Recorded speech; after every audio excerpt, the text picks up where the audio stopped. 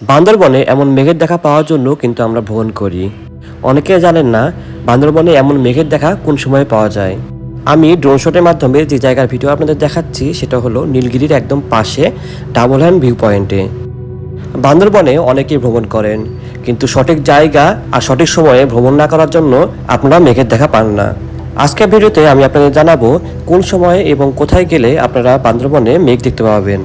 বান্দরবনে গিয়ে এমন মেঘের দেখা পাবেন জুলাই, আগস্ট ও সেপ্টেম্বর মাসে। এই 3 মাস বান্দরবনে ভ্রমণের সবচেয়ে সঠিক সময়। নীলগিরিতে এবং ডাবল হ্যান্ড পয়েন্টে এমন মেঘ দেখতে চাইলে অবশ্যই আপনাদের বান্দরবন শহর থেকে সকাল 5টা অথবা 6টার দিকে বের হয়ে যেতে হবে। বান্দরবন শহর থেকে ডাবল হ্যান্ড পয়েন্ট অথবা নীলগিরিতে আসতে 2 ঘন্টা থেকে 3 ঘন্টা লাগে।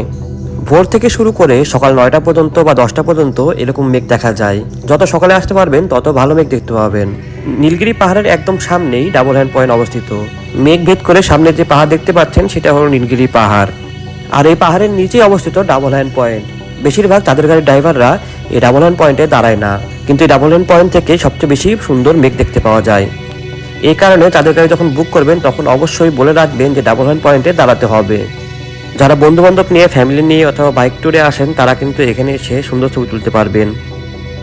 বান্দরবনে এই 3 মাসের প্রচুর বৃষ্টি হয়। বৃষ্টির পরপরই মেঘের এই সৌন্দর্য আরও বেশি বৃদ্ধি পেয়ে যায়। বান্দরবনে এমন মেঘ দেখতে পাবেন আরও এক জায়গায়। খুব ভোরে সূর্য উদয়ের আগে আগে যদি আপনারা নীলাচলে উপস্থিত হতে পারেন তাহলে এর থেকেও সুন্দর মেঘ দেখতে পাবেন। ভিডিওটি শেষ পর্যন্ত অবশ্যই দেখবেন আর লাইক, কমেন্ট এবং শেয়ার করে যাবেন।